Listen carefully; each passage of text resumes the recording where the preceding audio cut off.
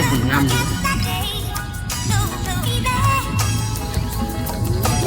ฮะนั่นล่ะเฮ้ยข้าบอกเนี่ยทีพ่อได้ท้ายเอาทีพ่อได้ท้ายเอาเลยมีหมองจอดรถจุดไหนลงมาในปันเนี่ย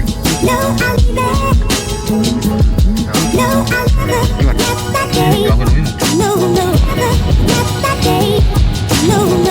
ไอ้ปลาเที่ยวทะเลมาเที่ยวทะเลสิน้องบ้านโดนโด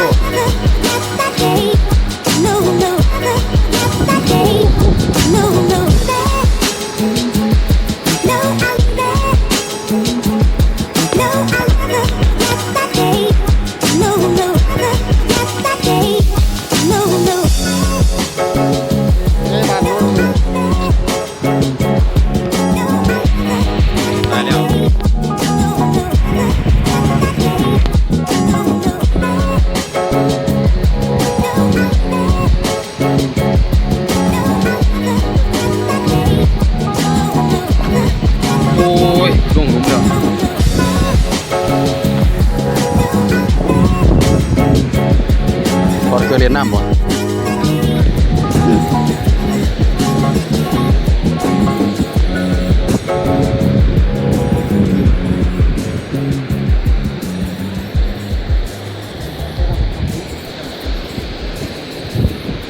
หน้าโมกเข้มหรอก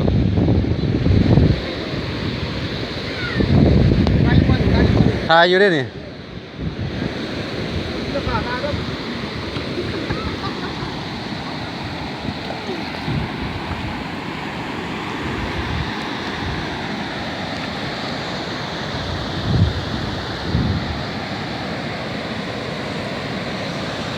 โอ้ย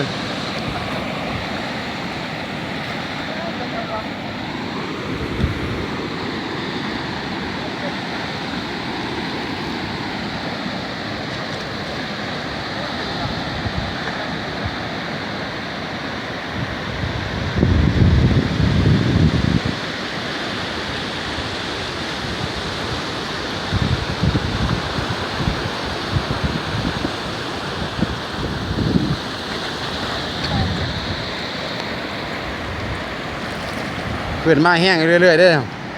เกินมาแห้งเรื่อย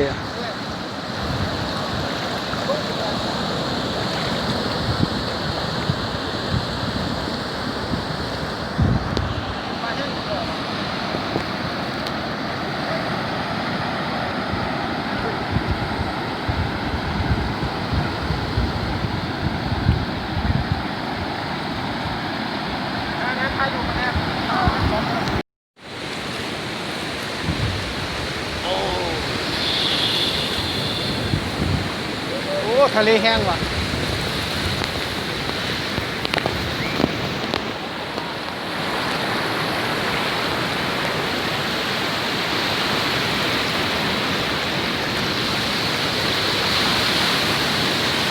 อย่าลืมกดไลค์กดแชร์ด้วยนะครับน้องนโมชาแนลมื้อนี้พามาเที่ยวทะเล